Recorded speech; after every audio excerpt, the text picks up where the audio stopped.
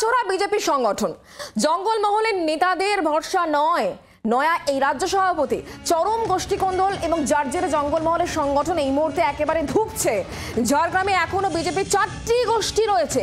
সব গোষ্ঠী এখন যেদিকে তাকিয়ে তা হলো শ্রমিক ভট্টাচার্য, যিনি বিজেপির নয়া রাজ্য সভাপতি, তার দিকে এই 4টি গোষ্ঠী তাকিয়ে রয়েছে।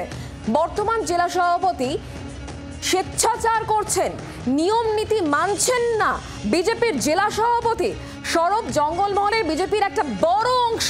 সবার সঙ্গে কথা বলেই সমস্যা মেটানো হবে, সমস্যার সমাধান করা হবে, এমনটাই প্রতিক্রিয়া জেলা বিজেপি সভাপতি তুফান মাহাতোর।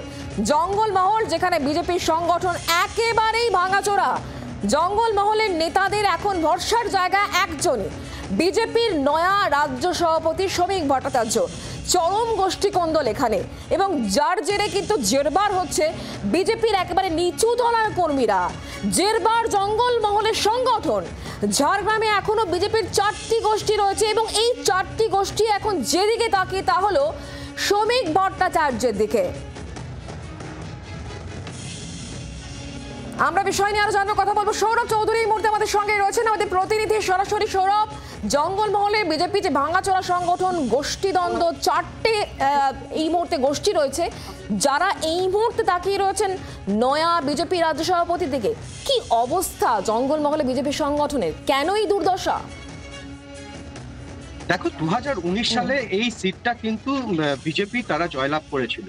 সেই সময় রাজ্য সভাপতি ছিলেন দিলীপ ঘোষ এবং তিনি বেশ কয়েকবার এই জঙ্গলমহলে এসেছেন। তিনি জঙ্গলমহলেরই ছেলে, গোপীবল্লভপুরে তার বাড়ি। তার ফলে এখানে বিজেপির একটা পালে হাওয়া লেগেছিল। কিন্তু তারপর থেকে আমরা যেটা দেখতে পাই, জঙ্গলমহলে 19-এর ভোটের পর থেকেই কিন্তু ধীরে ধীরে এই সংগঠন তলানির দিকে ঠেকতে থাকে। তার একটা বড় কারণ, এখানে রাজ্য সভাপতি পরিবর্তন হয়ে যাওয়ার পর সঙ্গে সঙ্গে এখানে জেলা সভাপতিও পরিবর্তন হয়। তুফান মাহাতো তিনি দায়িত্বে আসেন এবং তারপর তিনি তার কর্ম এবং সবচেয়ে বড় কথা, সেই সময় একটা সিপিএম এর বড় অংশ সেটা তারা কিন্তু বিজেপিতে যোগ দিয়েছিল। কিন্তু যেটা আমরা পরবর্তীকালে বিধানসভা ভোটের সময় থেকে আমরা লক্ষ্য করতে শুরু করলাম, সেটা কিন্তু কিছুটা ক্ষয় হতে শুরু করে।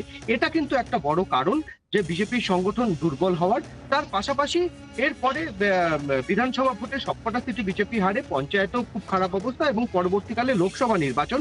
এই লোকসভা নির্বাচনে এই ঝগড়াটা, বিবাদটা তুঙ্গে ওঠে। তার কারণ, লোকসভা নির্বাচনে যাকে প্রার্থী করা হয়েছিল তার বিরুদ্ধে একাধিক অভিযোগ ছিল, তাকে ঘিরে একাধিক দুর্নীতির অভিযোগ ছিল। দলের একটা বড় অংশ চায়নি যে এই তিনি প্রার্থী হন ঝাড়গ্রামে, তার পরিবর্তে অন্য কেউ যাতে যার কোনো ইমেজে কোনো দাগ নেই সেরকম কেউ যাতে প্রার্থী হয়। কিন্তু সেক্ষেত্রে সেটা না হওয়ার পর থেকেই কিন্তু এই সমস্যা আরো তীব্র হতে থাকে।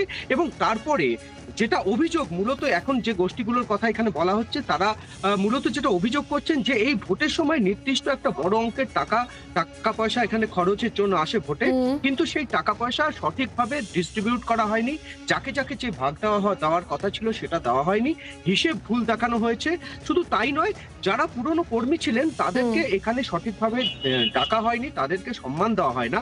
যার ফলে ধীরে ধীরে কিন্তু সংগঠনের যে সমস্ত কর্মীরা ছিলেন তারা কিন্তু বসতে শুরু করেন।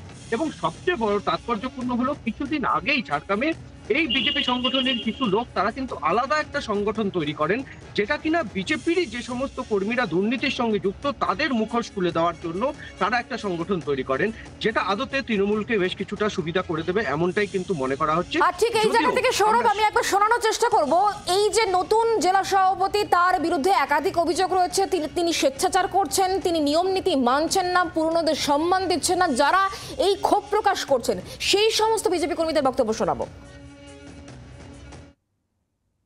এই সভাপতি যেহেতু এই ঝাড়গ্রাম জেলাতে কোনো কিছু করছেন না, কোনো এখানে নানা ধরনের যে শাসক দলের যে শাসক দলের যেভাবে এখানে অন্যায়গুলো হচ্ছে বা দুর্নীতি হচ্ছে, সেই দুর্নীতির বিরুদ্ধে এখানে কোনো রাস্তায় নেমে বিজেপি আন্দোলন করতে পারছে না।